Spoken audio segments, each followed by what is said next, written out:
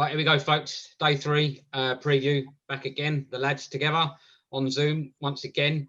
Some really good racing again to look forward to. Maybe not the best days of the week, lads, eh? Maybe not the standout day, is it? No, not what you call a stellar one of the festival, but still, obviously, awesome racing to look forward to. So let's get cracking then. We'll concentrate on the 3 big ones, I think, then, lads, of the day. First race being the Marsh Novice. I'll let Jamie go on in. You can kick us off today, mate. Who'd you like in the first then?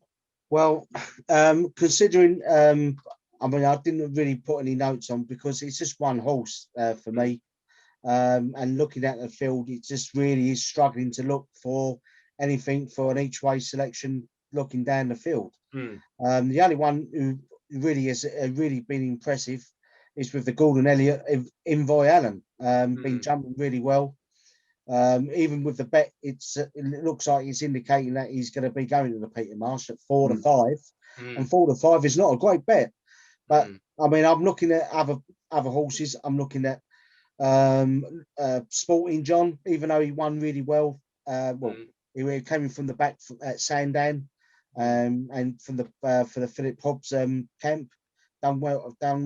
Franco Dupont, I mean, he's got so many entries. It's untrue because I've just had a look. That's another Woody Mullins. And then you're looking at, I mean, there was Monkfish in there. I don't think Monkfish will be going for the Peter Marsh. So what you have to do, well, the only thing is what you might have to do is to go in one of the betting, like your betting apps, and try and look for betting without Envio Allen. That's the only good thing about it. But for me, I mean, it's a no-brainer. It's going to be. I reckon Envio Allen's going to absolutely trance this, and I reckon I can see him being a future Gold Cup course for the Paisley Park, group. I mean, he's been improving every race, and you just, even if like some horse try and go after him, he's just pulling away again, and he's just very impressive. So for me, it's going to have to be the old Envio Allen. But if you want to look for any other bets, I would go for the old betting without Envio Allen and just have a look of a good value selection if possible. Yeah, well, and I mean, let's be honest, I think Jamie summed it up completely then, really. Yeah. I'll sort of stick a little mention in as well, purely because you just mentioned it. As you say, Monkfish probably won't be going there, and neither would that Ergame or Erganime or whatever you pronounce it. Ergamine, yeah. So, I mean, I was just looking at it purely based on the fact that, you expect a couple to, of the main protagonists there to be thinned out. I quite liked Sporting John at 10 to 1 as well, Jamie. His Cheltenham form maybe not, fantastic. He was disappointing in the Ballymore last year.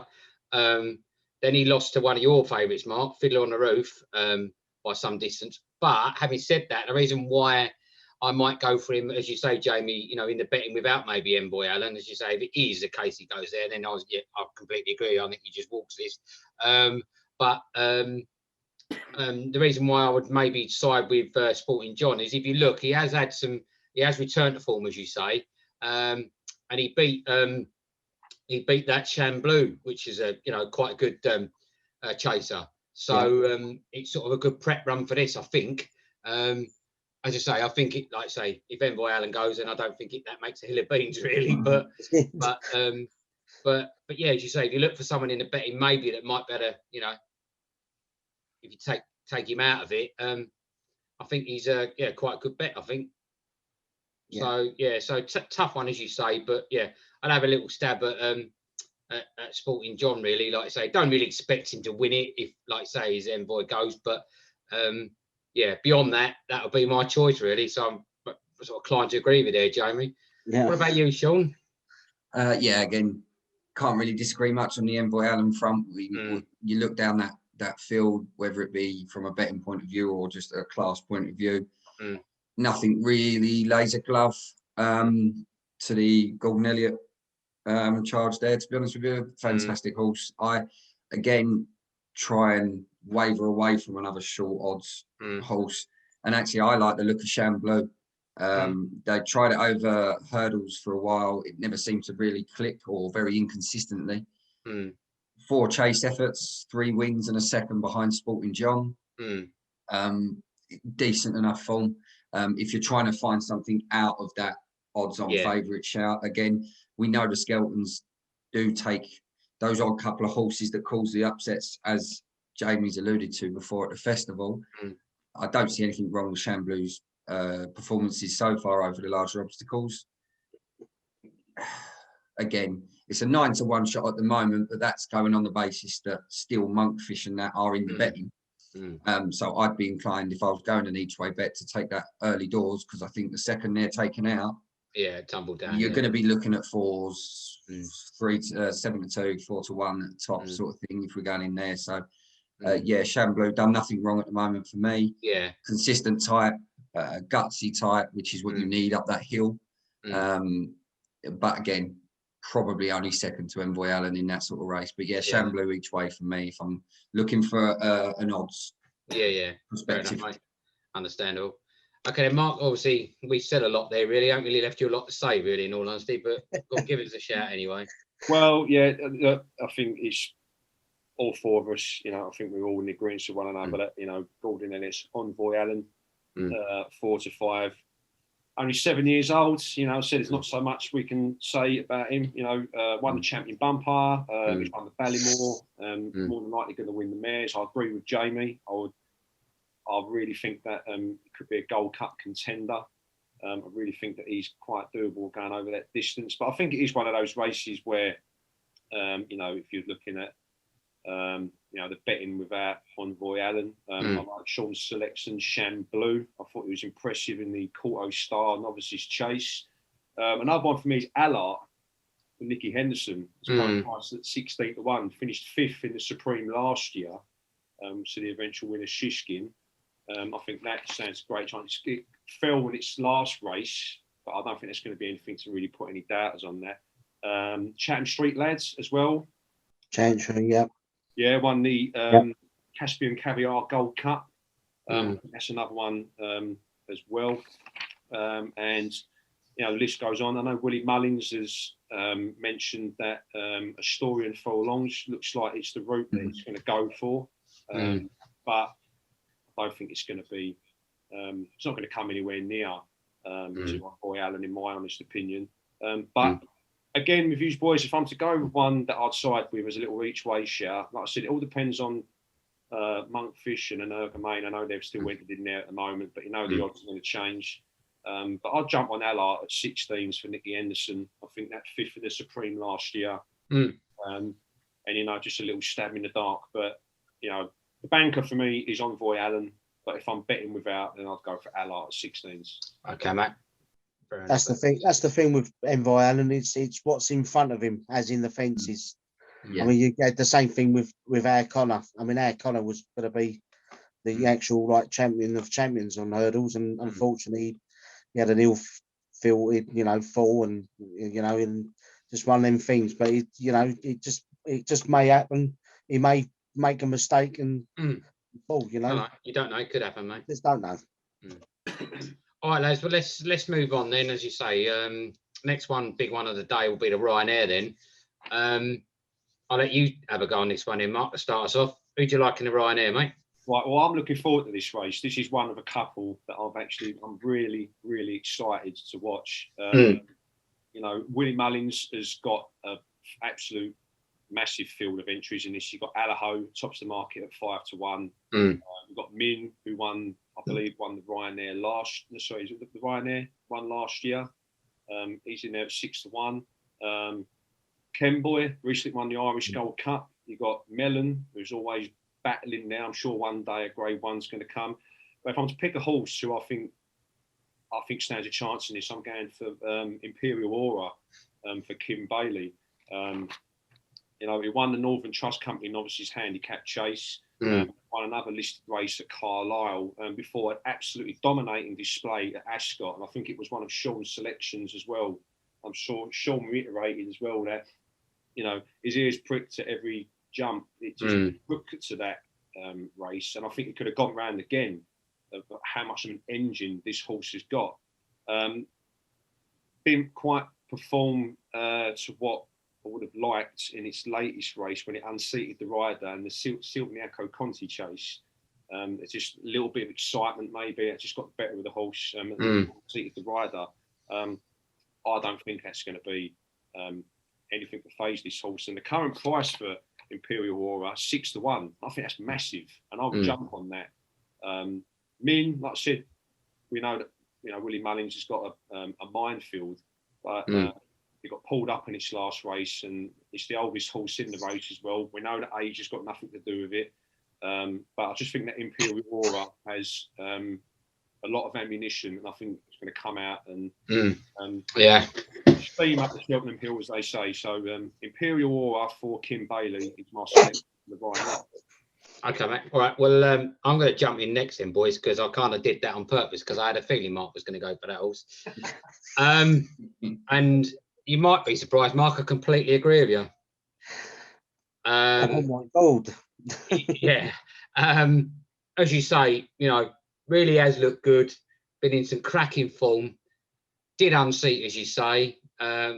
Seem to remember was going all right though when he unseated. Yeah.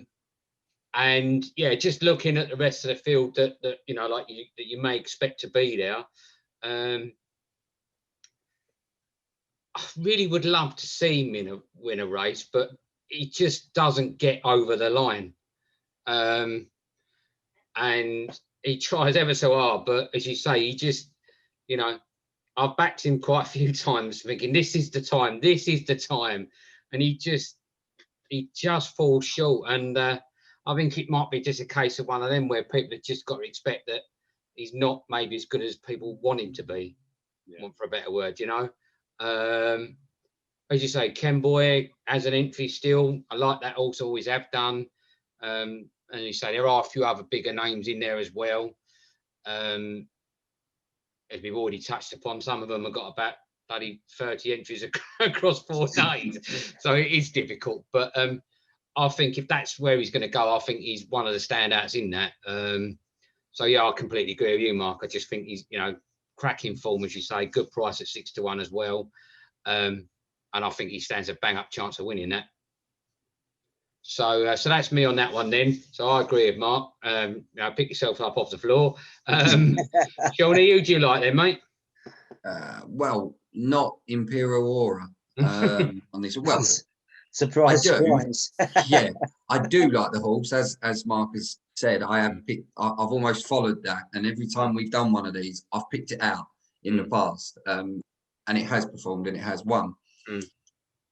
I am going to stick with Min, because as much as I do agree with you, Glenn, it is a horse that just, there's something in it that it never seems to see out the races that people want it to. Like it's clearly a horse with a lot of ability. It's clearly a horse that has been, a high priority for Mullins and Rich Ritchie, because you're talking about a horse, this is 5th run at Cheltenham. I think it was 5th run at Cheltenham. It's won 1, 2nd twice, and 5th once. Now, in the 3 that he's not succeeded, Altior has won the race. Right, and he's come 2nd to Altior twice. Yes, he is an older horse. He has had 2 runs this season already, one of which he won on his return. And the second one he pulled up a couple of weeks ago at Leopardstown, or it might have been early June, I can't remember now, or February, sorry. Just didn't jump well.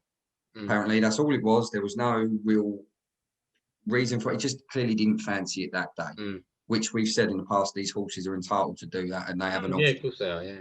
So he's a horse that can go around Cheltenham. We know that. Yes, not always first, but he has always run in fantastically competitive races. Yeah, you can't take that away from him. Yeah. Beat St. Calvados last year. Was it St. Calvados? Who we all know, everyone talks about last year, is a very good, almost, a Grade 1 winning horse a lot of the time. So it's definitely a horse with capability. Yes, it has many flaws. The jumping isn't always great. Sometimes when he seems to be on the bridle, there's no turn of foot or there's no engine to get him further. It's a horse that runs in snatches. We know that. I just feel, as much as Allaho's in there, Imperial Aura, and it is a close match with regards to betting and the race. If I look back on what's beaten him at the festival before, do I see that quality in this race? Not really.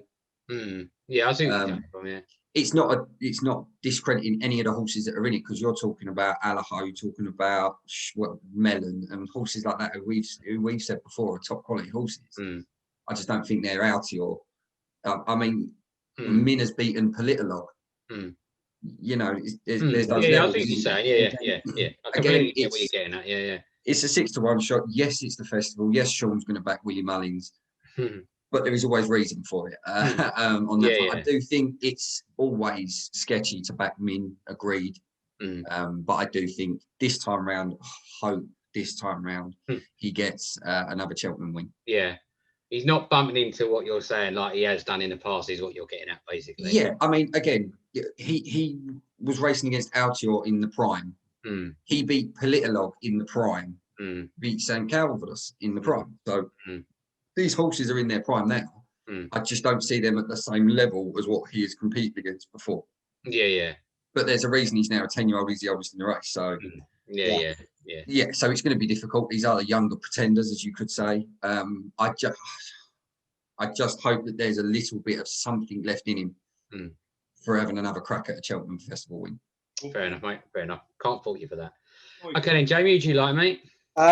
Well, looking at two, one might goes to the Gold Cup, and the other one, this one, looking at the betting, I'm thinking of for the trail, obviously, Willie Mullins, and that would be Melon. I've been looking at him. I thought he ran really well last time out at Leopardstown. Even though, you know, his last run, it was at one pace, and he was last of 5 in a 5-runner field. He was beaten by Ken Boy, and I think, I don't know, Ken Boy could go to the Gold Cup.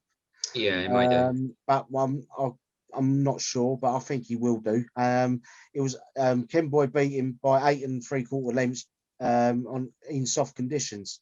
But I like Melon because he always puts his effort. He's very consistent. I don't think he would go to the for the Gold Cup because I think there's just too much quality in there, and I think Melon could actually win a Ryanair chase. Looking at him, I think he jumps well.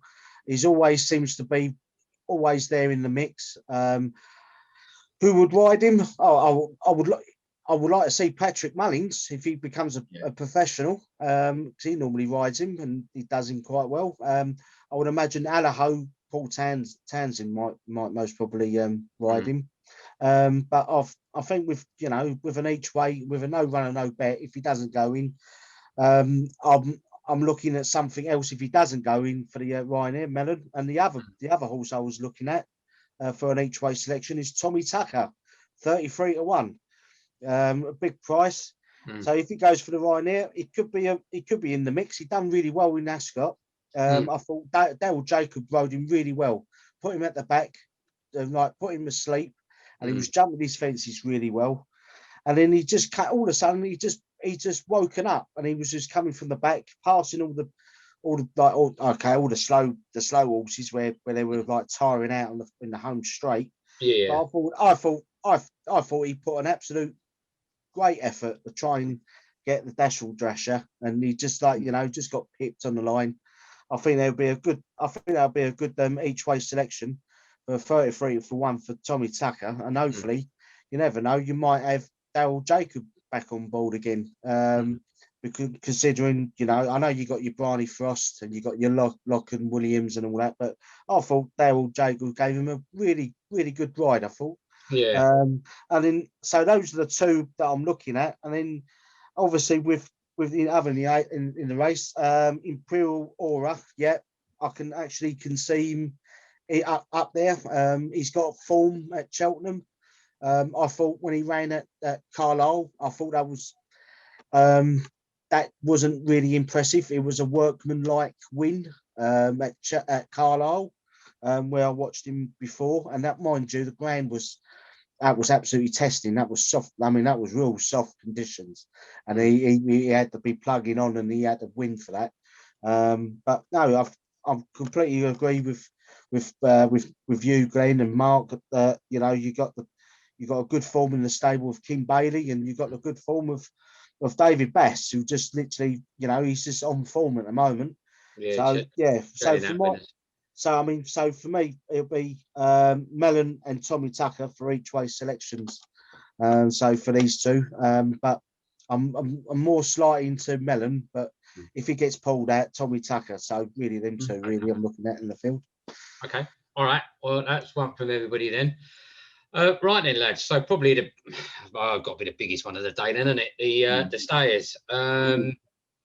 Well, Sean, you haven't started, so I'll let you kick this one off then, mate. Who do you fancy for the stayers then? I'm going to stick with Tyne Hill, as I have. I've done it every time. I backed him last year when you could have thrown a blanket over the 4 in the finish with was it Monkfish won, and there was Latest Expedition, and you could see Tyne Hill seems to relish Cheltenham as much as Paisley. This is the trilogy we all wanted. They're 1-1 at the moment. I just feel Richard Johnson believes this horse is actually better than Paisley. I think he thinks at Cheltenham he should be 2 for 2. He was robbed, as in he's won already. But at the festival, he should be going 2 for 2 because the expression on him when he got blocked, I think it was 3 times, wasn't it? I mean, everything was almost just put in his way at the festival last year. Unfortunately, just couldn't find a way through. But I do think this time it will be between those two. I mean, obviously, was it McFabulous that they thought would want to mix it in there? But I think he was disappointing today. As disappointed again today. So kind of thrown his hat out of the mix, opposed to in this time, man. You know, Roxana's still going to play a part in this sort of race. Again, a skeleton that we always know will likes to mix it with all of them. I don't think Tyne Hill did anything wrong the last time him and Paisley met. Again, Paisley come from the clouds and won. That's what that horse is capable of. But couldn't do it the first time round and couldn't do it in the Stays last year. So you're talking 2 years on from when he was unbeaten, Paisley Park. Is it the same horse? Tyne Hill's got 2 years, is younger now,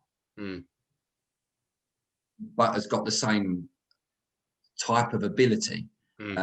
So if that's the case, I can only see it going Tyne Hill's way. But can never rule out Paisley. I think there's a couple of others in there, but I do think Roxana will play a part as well in this. But for me, it would be Tyne Hill all the way to make it 2-1. Yeah. All right. Well, again, I'll lead on because pick yourselves off the floor again. I completely agree with Sean. Sorry, mate. I'm just inclined to agree with what he says because I just think like Dickie was absolutely livid when he lost to Ascot.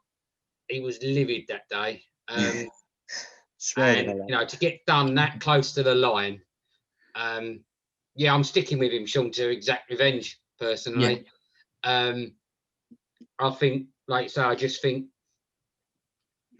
I don't know. You know, it's hard to even say Dickie did anything wrong, really. No, he didn't.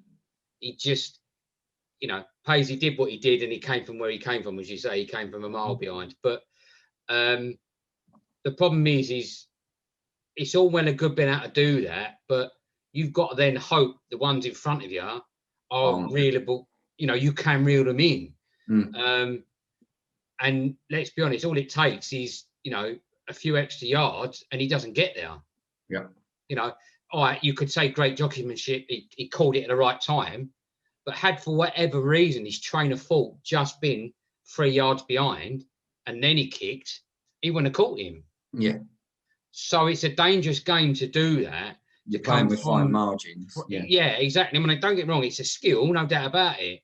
But to come from that far behind, and you know, we've seen it in how many races have we seen it, lads? You know, where you see one or two shoot off in front, and there's some very good horses behind, and it's like, well, hang on a minute, all right, I know you know your game, and I know you know what you're doing, but that horse up front is not just, you know, it's not like a class 4 horse you're trying to reel in.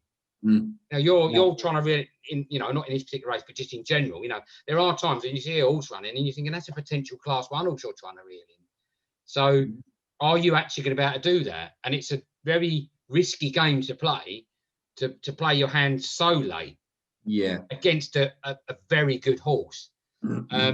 So I just think that it's one of them where obviously I think Paisley is capable of winning it, of course, but as you say, Time Hill's got a couple of years on his side, and I just think it's a very fine line of getting that delivering late aspect to the ride on Paisley right. It's only going to take a few yards for him to not get it right, and he doesn't win. So that's my reasoning for it. I'm not saying he can't do it and he won't do it, but I just think, like I say, Dickie was absolutely, gutted the other day, or the other month, should I say, not the other day. Expleted words. Yeah, exactly, mate. Yeah. So I just think that, like, if they get the ride right on Time Hill, all it's going to take is maybe a slight delay on Paisley's part from the jockey, and their best laid plans could go out the window. That's all that's the way I'm looking at it. So anyway, that's my thoughts on it. Jamie, who do you like in the stayers in?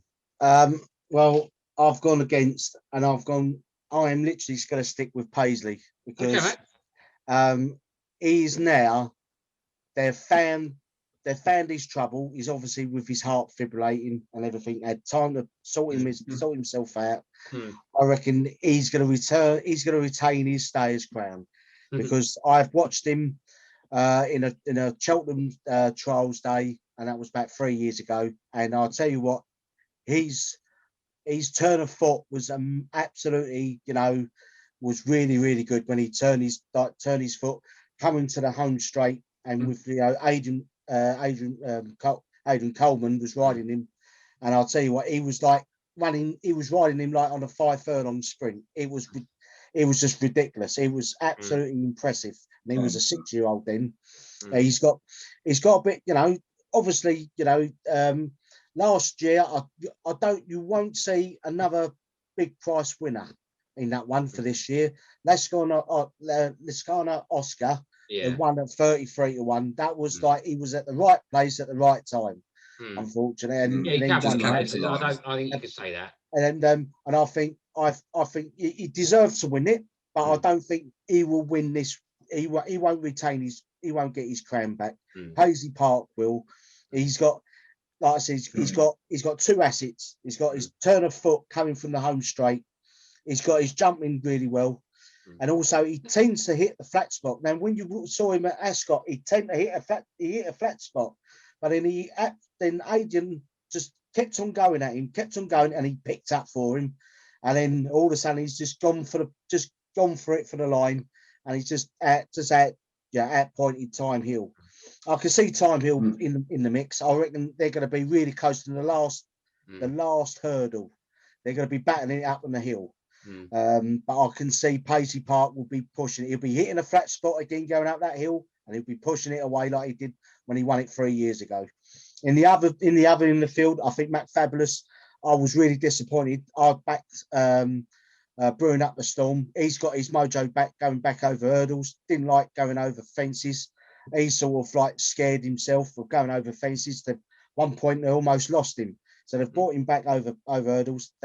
He beat him really well. Brewing Up the Storm, Mac Fabulous in the National Spirit today.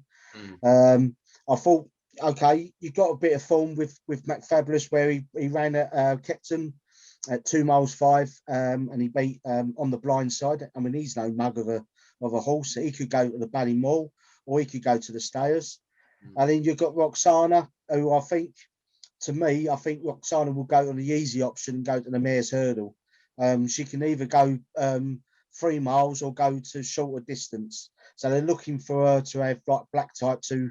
And I've got a funny feeling the owners could be looking at breeding her in the breeding sheds, and I reckon she might go there and then go to another a grade race and for a CV for a pedigree, and then move her on. I will put my neck on the line, Paisley Park, to win the Stayers Hurdle Grade 1. All right. Well, we know Mark's always been a bit sweet on Paisley as well. So go on then, Mark. Yeah, I've always been sweet on Paisley, but Time Hill, I think this is the winner of the Stayers Hurdle this year. Not really too much to speak about what you guys have said. You know, Paisley Park, 9 years old now, but I said Time Hill's got a few years on the horse now at the age of 7. You know, Richard Johnson, as you stipulated, that defeat at Ascot, like, and you know, people talk about the passion for jockeys, and with obviously no spectators being there, and you know, like being able to hear a lot more on what goes on. You know, he was distraught when he lost that race, and you know, I think for anyone you would be. You know, but at the end of the day, this is the race that a lot of people have wanted to see. And in the market at the moment, you've got Paisley Park at 3-1, and you've got Time Hill at 7-2. And I think whichever horse you back, whether you like each one or not, that's a fantastic price on each one. Yeah, there's value there, isn't there? There is value on every horse. I mean, you know, a couple of horses that I looked at away from these two. You've got both Gordon Elliott trains. You've got the Storyteller, and you've got Sire de Burley, who finished both first and second respectively in the PERTEMPS network handicap hurdle last year. But look, we don't want no one to spoil the party. I certainly don't. I want these two to lock horns. I want these two to make it as thrilling as what the first two races have been. As Jamie said, Paisley Park, absolutely fantastic. Won the Stayers Hurdle in 2019, but was very disappointing to me to finish 7th last year. But Time Hill, I think tactics is going to play a big part in this one. But I just feel that Richard Johnson and Time Hill are going to be the winners of the 2021 Stayers Hurdle this year. As much as I've always been a big fan of Paisley, I just think that age, which I know is obviously sometimes not to really speak about with horses, but Time Hill just edges it for me up the hill and wins. We all said that when Big Bucks ran in the Stayers, and he was like 10, 9, 11, and he still wins it. Well, we'll soon find out, lads. It's not too long to wait. Still wins it. That's all I could say. I will. All right. Quiet down in the House of Commons. Carry on before Jamie puts his fist through the table. Right. Mr. Speaker, Mark, Mr. Speaker. You mentioned it, Mark. So let's move on then to the PERTEMPS. Another one of these big old fields again, lads. I'll throw him out, out in the ring first. I've got Everglow in my tracker, who's got an entry, but I'm not going to back Everglow. I've actually gone for Bushy Park for Philip Kirby. Nice big price at 20-1. Seen some good form. Won his last 4 and a bounce. Had a blip recently after getting 3 of them 4 wins, I think, if I remember rightly. And then bounced back to form recently, beating the likes of Champagne Platinum and Everglow, who are in this race. So, again, it's a tough one to pick, as you say, always one of these great big, huge fields again. But I think a nice price at 20-1. I think that's a nice each way price on that, given a horse that's got form at the distance, and over that that type of race. So I'm not a massive amount of sort of knowledge behind it, but like I say, just looking at current form, some very good form for Philip Kirby over the right sort of distance, So that's who I picked out. As I say, I know it's difficult to pick them out. So anybody want to sort of jump in? I'll let you all have a start first now. So whoever wants to go, have a go. Yeah, go on. I've picked one out for this one that I like you, Glenn. I've had in my tracker for the last couple of races, which is Brinkley for Pipe Scudamore.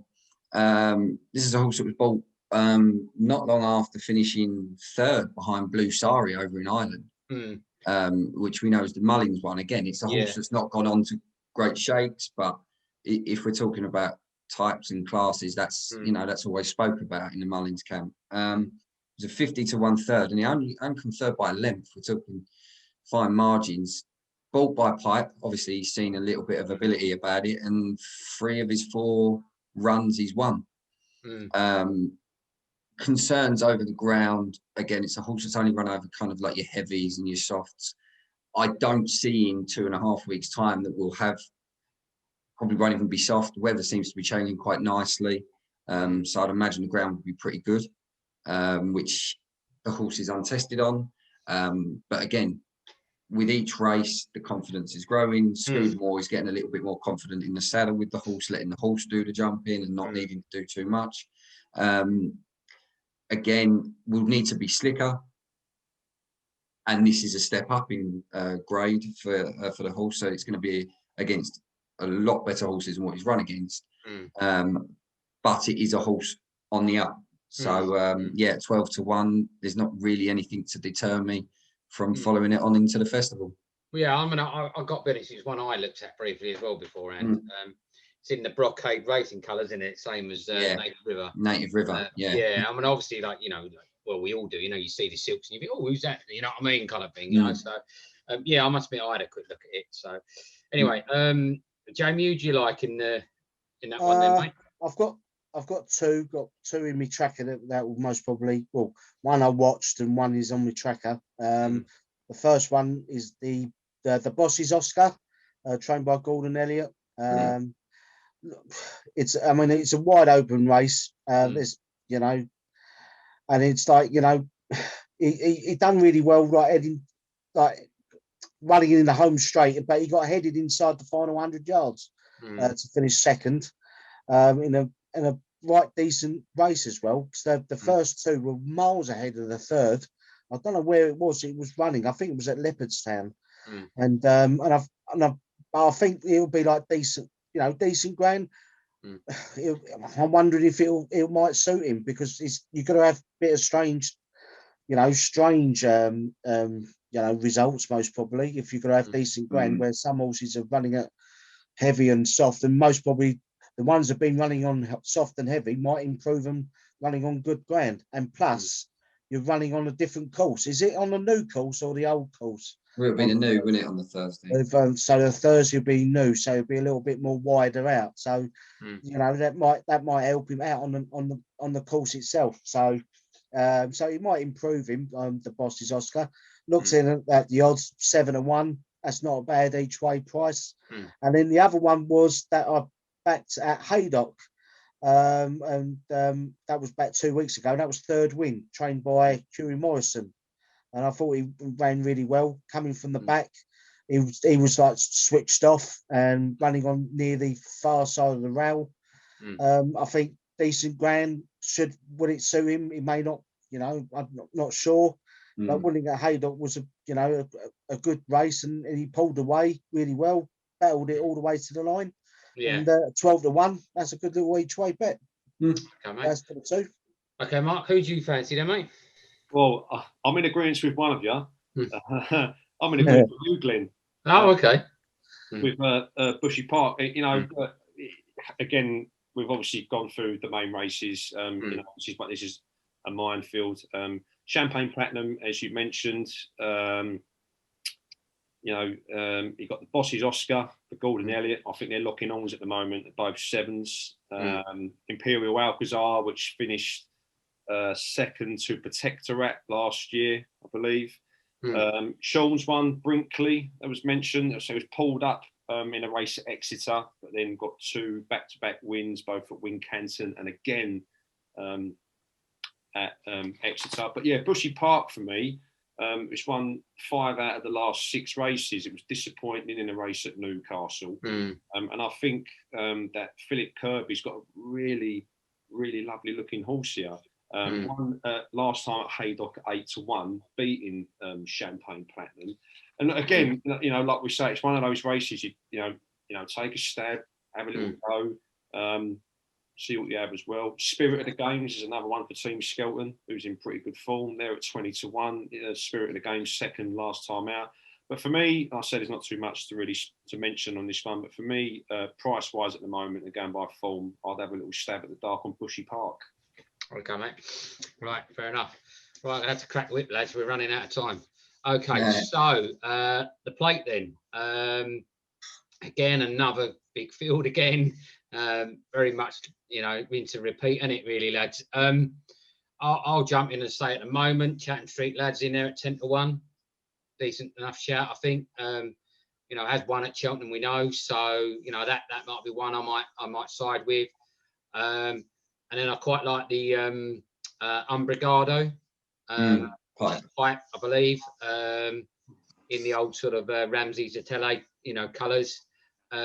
Just got sort of good chase form at the moment. Won a couple, so they're a couple I would like in that. As we said before, as you've mentioned, Sean, there's always the stellar ones, and then there's the sort of what do you call it, like the undercard in boxing type thing. Do you know what I mean? So that would be a couple for me. Anyone you thought about possibly, Sean, in the plate? Well, if you go back over the last couple of years, it's one that Gordon Elliott likes to take a strong hold on. I think he's had Storyteller, was it Road to Riches or one of those horses that he's had win it before in the past. If you look at the card now, he's probably got about 75% of the field. If you look through it, it's ridiculous, isn't it, to pick a race of that sort of when he has played his cards and gone, well, I'm winning this one, but I don't know who with. Going on some of the ability that's in there, Cocoa Beach is the one that stands out for me. I bet that the other day and when it won. Yeah, it's had a win recently, which should be a nice little prep run. Again, with so many of one trainer's horses in the field, it's going to be a jockey booking. It's going to be vital. Yeah, could decide it. Yeah. It won't be the be all. But when he's got such a vast amount of horses to choose from, it's a slight indicator when we're talking lead jockeys. So who will ride Cocoa Beach? I don't know, but I think ability is there for that horse to win this type of race. But again, that's if that horse goes to that one, and that's But Cocoa Beach does stand out for me as one I've had previously and has got a good enough ability for a race of this quality. Okay, mate, fair enough. Mark, who do you like? Yeah, you've stipulated Chatham Street Lad, who won the Caspian Caviar Gold Cup. There was a horse, My Way, for Paul Nichols, who won yesterday, and its odds have slashed from 33s down to 20. Cocoa Beach, again, I like Iblio for Williams. It's had 4 wins and 3 seconds in its last 7 races since its latest win surgery. It was second at Cheltenham to, I believe it was Sky Pirate in the Spread X handicap chase. Look, it's another one I always keep a close eye on. 7 years old. I think he's still got a lot to offer. And again, this is another race where I think go anyway. Far Clash for Gordon Elliott tops the market at 8-1. So I think if you're looking at value for an each way or even go for it for a win, then I would go with Iblio at 20-1. Okay, mate. Fair enough. Jamie? Agree with you, Glenn, on the old Chatham Street Lad with trainer Michael Winters. Wondering he would be rolling around in the paddock, winning again. He's got a good, mind you, he's got a good strike rate at the moment. When I looked at Sky Bet, when you do like the old places and wins, and he's got a 47.6% in places and in wins, so that's not too bad. But the other pulls I was looking at for an each way is Fair Mix. Up in trip should suit her. Last time she won at a 2-mile race on soft conditions, beating Denny Lacey by 5.5 lengths. But the grand would be a key. But at the moment, it'll be like Fair Mix. And then the other one is definitely for a Chatham Street Lad for the Paddy Power plate. All right. Okay. Fair enough. So a couple of us sort of agreeing-ish. Right, okay then. Right, well, let's move on then to the the mares, the Dawn mares this time. Go on, Jamie. You finished the last one. You can start this one. Anyone you sort of like there? There's one with a nice each way price for Henry de Bromhead, another Irish. Magic Days, only run twice. Ran at Carl Mel in a 4-year-old plus maiden hurdle. Won really well by 6 lengths. Travelled and jumped well at the track because Colmel was like a Cheltenham. It's got a bit of undulations and it's got a steep hill towards the end. And I think the grand again will be key and see if she can show a bit of improvement if it goes good, because I reckon it will go good. I reckon they'll start water. I reckon they'll water. Try and get that good maintained on the ground. And where she's won heavy ground at Clonmel. So yeah, Magic Days. Looked at the price 14-1 each way. No runner, no bet. Okay, mate. All right. Right. Well, again, you know, it's not. It's the lesser of the mares, isn't it? Let's be honest. Yeah. You know, that take no nothing away from them and that. Nothing stands out. No. I mean, there's a couple that I've looked at. I quite like Mullins runner in there, that Galois or Galois, however you pronounce it, 8 to 1. You know, it's only had the 3 runs. It's won 2 of them over in Ireland. You know, so you know, it looks a reasonable sort.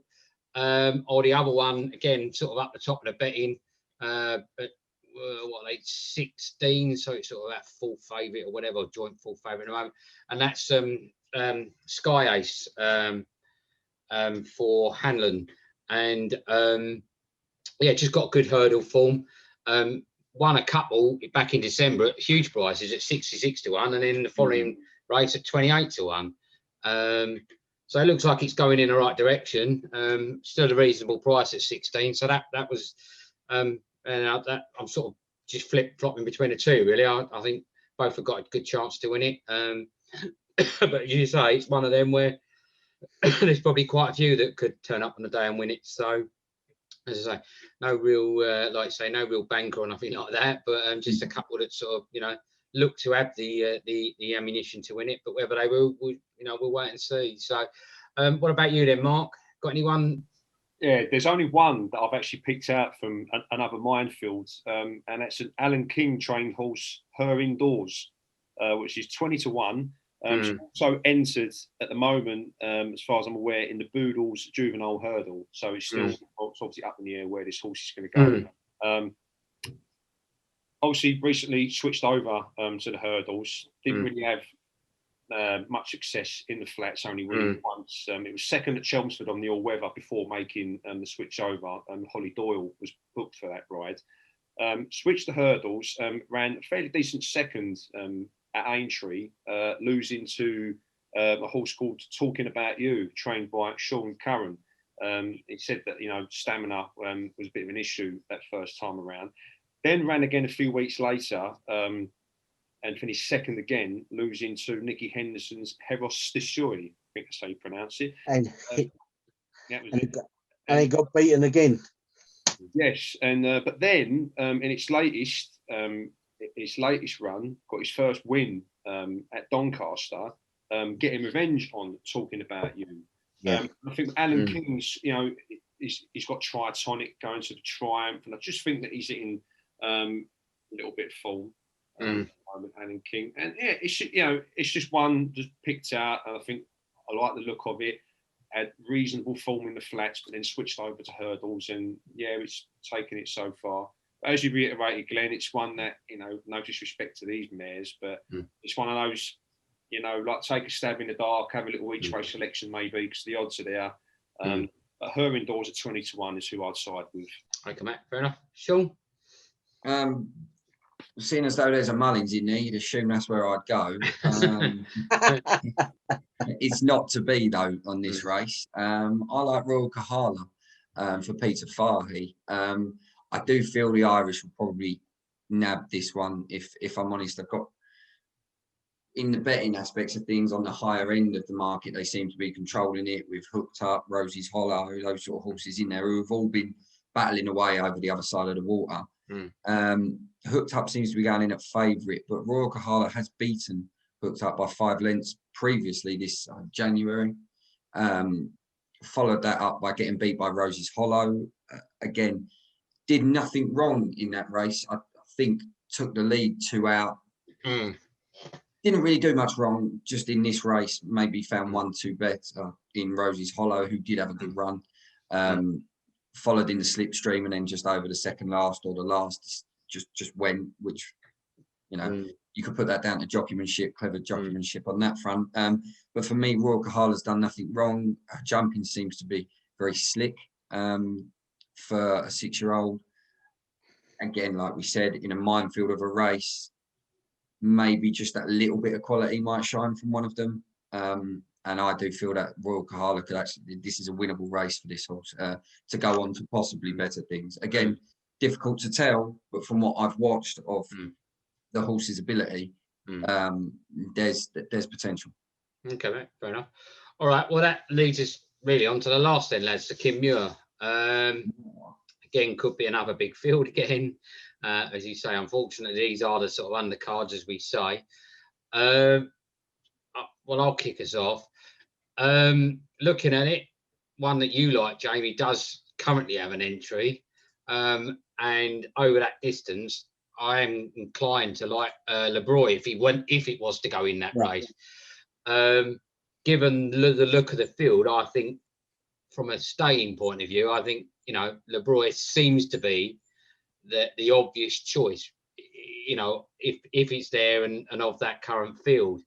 So that one seems a bit obvious to me. I suppose, you know, just looking beyond that, I've picked out also a horse that I backed some time ago called Doing Fine.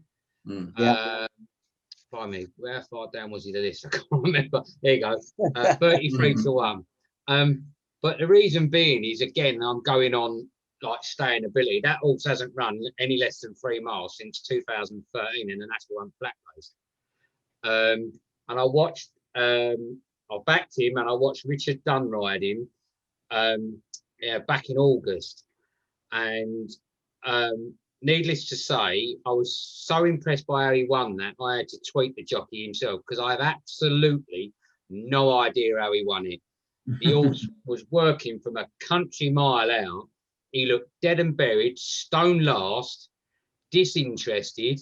He looked like he had his bad packs and was ready to go on holiday. That was just like a hooligan who ran on the Newcastle. Yeah, and God knows how he got him. How he got a tune out of him, I do not know. But he didn't give up on him, and he come from, as Sean loves to say, the clouds. But blimey, this weren't the clouds, mate. He come from the solar system, and I just don't know how he did it. I really don't. And I just sort of thought, well, it's a massive price, 33 to 1. I think, you know, if the likes of Lebroy was there, I think like he's way too good for him. But but I just thought, you know, if he wasn't there, I'd take a wild stab and just sort of think if he can get a similar sort of tune out of him, he'd have a chance. As I say, it's a big punt, but you know what I mean, just a bit of a sort of sort of heart over head moment. You know what I mean? I was just so impressed with how that tune he got out of him, and if he could produce that again, he'd have a cracking chance. Whether that happens, who knows? But anyway, that's my choice in that. So who do you like then, Jamie? Well, same as you, just looking at the field, and 2 just popped up. I like to see Lebroy running there. I like to see the other Ben Pauling horse. That's Nesta Park. He can run like, you know, extreme distances and 3 miles, 5 and all that. But if I could, you know, it'd be good to see Ben Pauling having 2 of the same race and try and get that Lebroy into that Grand National, because I've got he must got a good chance in the Grand National this year. And also the other horse that I like, there's another big price, 20 to 1, is Fagan, an ex Gordon Elliott. He's trained by Alex Howells now, and he's got a little bit of form, and he normally runs on extreme distances as well. So that's the 2, Fagan and Nesta Park. Okay, all right, fair enough. Mark? Yeah, again, another big minefield, as they say. A few, you got the current favourite, Time to Get Up, for John Joe O'Neill, who I thought had a very eye-catching performance when finishing 3rd at Aintree on very good soft ground. Run Wild Fred for Gordon Elliott, which finished 2nd to Cocoa Beach, who Sean mentioned, at Garum Park. Hold the Note was at 14 for Mick Channon, who finished 2nd, I think it was last week. But again, Glenn, I'm in agreement with you, mate. I really am. Doing Fine at the age of 13 years old. Now, I know I've said about horses and ages. At one point, I'm going to be made to keep my own words now. But you know, again, we're not too sure where this horse is going to go, because I believe it's got an entry into the Midlands Grand National on the Saturday. But I would love nothing more than to see this horse run.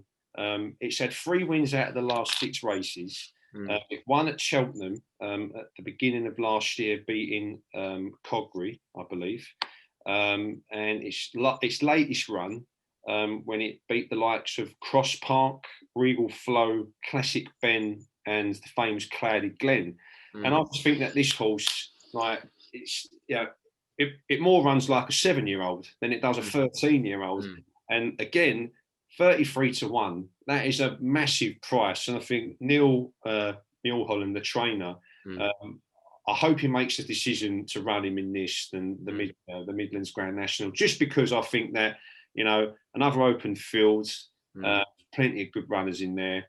You know, I wouldn't necessarily have it down as to win, but at 33 to 1, in the darkest little each way selection. Yeah, I think he's made for that sort of race, you know.